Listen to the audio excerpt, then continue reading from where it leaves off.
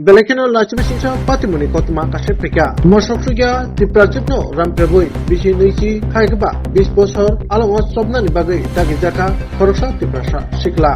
Patimani Udagpur Bukhaste Terai bisi 2021 ni 21 December salmariwa Jatrapur PSP khobjang amchayo. Mosoksugia obrei bini jaitini nogo berina thamani Udagpur samuksora amchayo. Anjarawono o mosoksugia burino bo fataro sutiya thamajarawo.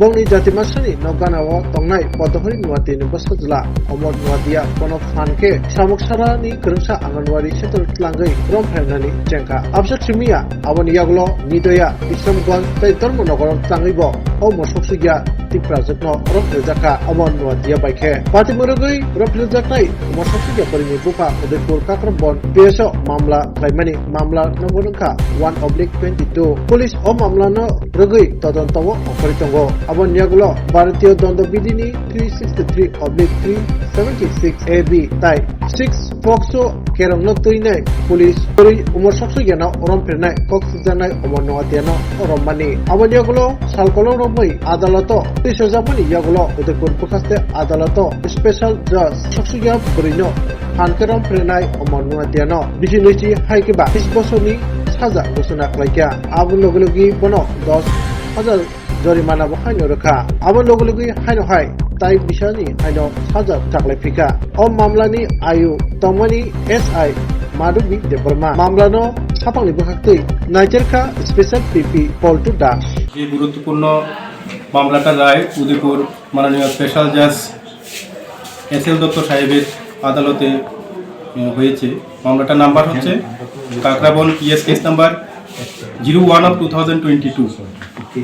মামলাটার বিষয়বস্তু ছিল গত 21/12/2021 কাকরাবন থানার অন্তর্গত শামুকছড়া অমর নোয়াতিয়া আসামি ওনার পার্শ্ববর্তী বাড়িতে যাত্রাপুর থানার অন্তর্গত কমপ্লেনেন্টের নাবালিকা কন্যা বেড়াতে এসেছিল অমর নোয়াতিয়ার পার্শ্ববর্তী বাড়িতে।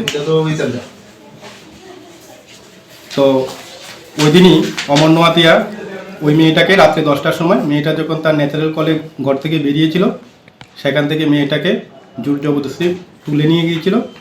পরবর্তী সময়ে ওই রাত্র তারা শামুকছড়া একটা অঙ্গনওয়াড়ি সেন্টারে কাটিয়েছিল। ওই অঙ্গনওয়াড়ি সেন্টারে অমর নোয়াতিয়া এই নাবালিকা কন্যাকে হয়েছিল। পরবর্তী সময়ে বিভিন্ন জায়গাতে মনাই পাথর, বিশ্রামগঞ্জ এবং পরবর্তী সময়ে ধর্মনগরে মেয়েটাকে বিভিন্ন জায়গাতে রেখেছিল তার আত্মীয় পরিচয় দিয়ে। সেই সমস্ত জায়গাগুলিতে ভিকটিমের উপরে সেই জবরদস্তি তার শারীরিক সম্পর্ক করেছিল, মেয়েটাকে খুঁজে না পেয়ে মেয়েটার বাবা কাকরাবন থানায় মামলা করেছিল। কাকরাবন থানার মহিলা ইন্সপেক্টর মাধবী দেববর্মা মামলা হাতে নিয়ে তদন্ত করে আদালতে চার্জশিট প্রদান করেছে অমর নোয়াতিয়ার বিরুদ্ধে।